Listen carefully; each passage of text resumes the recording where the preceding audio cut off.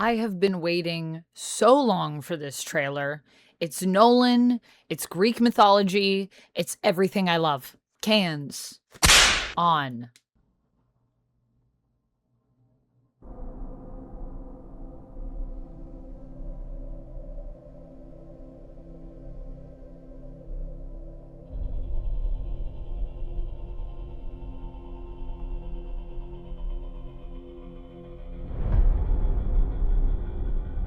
After years of war,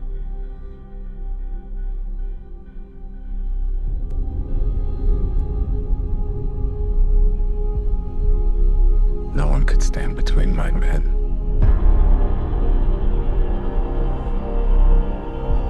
and home. Yeah. Hey. Not even me.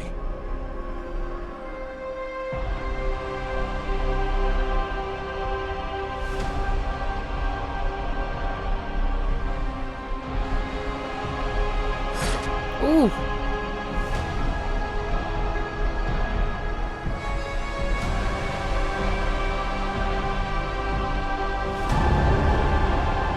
Oh my gosh.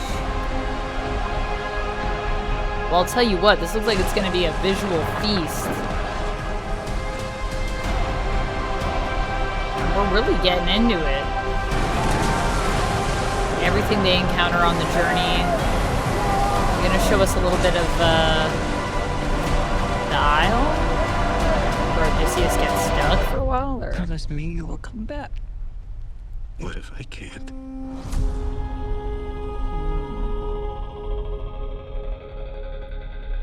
Such a tease. It's such a tease. 7:17. Before I get into this, I want to know, what is your favorite Christopher Nolan movie? Or who's your favorite director? If you're not into Nolan, tell me. Tell me some of your faves down in the comments. Okay, well, that's going to be probably one of the biggest movies of the summer, I think. I don't know if it will have the mass appeal, but, you know, then Oppenheimer did amazing. Although I feel like Oppenheimer also did so well, kind of because of the hype of the Barbenheimer collaboration that ended up happening that people just liked, and the idea of going to see two very different movies that I think are still both really well made while you go to the theater, which I loved when that happened because it felt so magical. It felt like this moment in time where we were just celebrating all of the possibilities of what film can be and enjoying going to the movies. And now, I don't know, our theater's in a weirder state. There are films that I go to see that are packed. A lot of the times, the films that I go to see that are packed are not usually the best films. And then it's interesting because we live in an era where people will go to see, you know, that's what most people are going to see, are kind of what I would say are more mid films from when I go to the theaters and who I see in the audience and what's full and what's not full.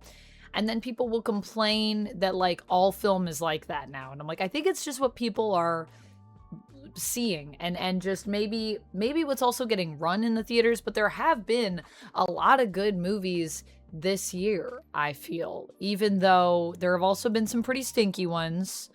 So it's interesting to see what does well and what doesn't, and what speaks to people and what doesn't. But The Odyssey is an amazing story. If you haven't checked it out, I would definitely recommend it. It is a bit of a, I guess, challenging read because it is based on Homer's epic, and who even knows if Homer was a real person or not, still debated.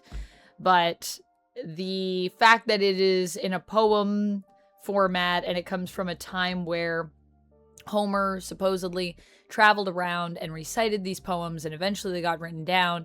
So it's from that ancient Greek sort of dark ages that we had where these stories got told and recorded. It's not an easy read in terms of the accessibility of the language and the literature. However, there are tons of translations of it. I own a couple and I love The Odyssey. I just think it's such a great story. So if you can get past that barrier, or if that's less of a barrier for you, depending on what you like to read and your reading level, I would highly recommend The Odyssey. There's probably also some really good audiobook versions of it too. I haven't listened to an audiobook version of it. Maybe that's something I'll seek out this time. I always love listening to different translations because I think that's a good way to really experience the potential of the text.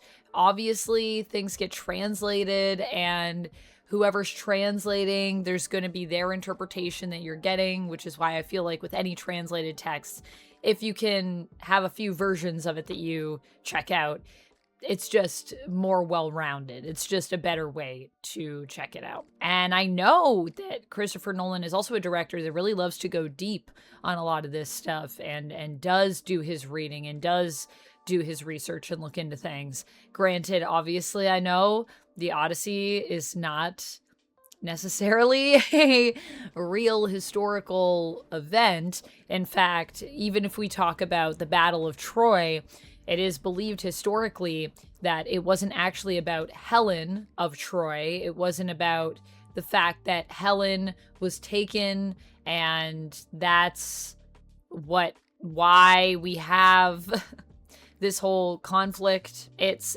believed that that whole story is actually a war that was fought over the Hellespont, which is right by Troy and is a trading sort of passageway. And so Troy was able to maximize on that, and a lot of the other areas just got kind of jealous of their success, of their wealth, and of the fact that they had the Hellespont. And so that's why it's believed, I think last time I checked, historically why it happened. So of course, none of this is really relevant. And not to say that, I mean, the Odyssey isn't even really about everything that happened with Helen and all of that stuff in Troy, but it is the aftermath of that. So it is the journey back home afterwards and the voyage that Odysseus takes, and we get to follow him on his Odyssey and his men, and it's quite a tale.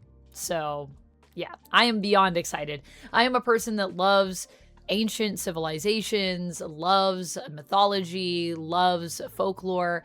And so a lot of these stories for me are something that I have loved for years, for decades at this point. So to see one of my favorite directors making a movie about it is kind of surreal.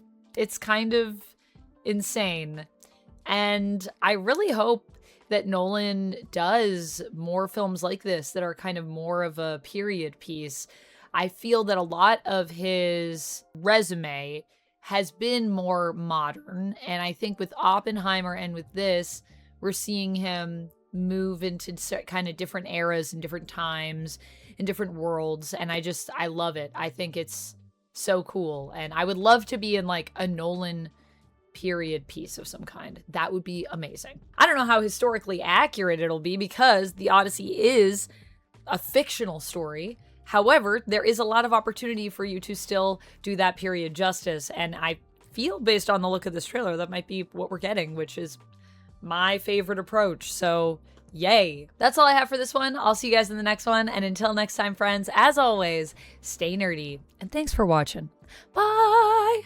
And if you like when I react to big trailers like this, you need to check this out. This was crazy.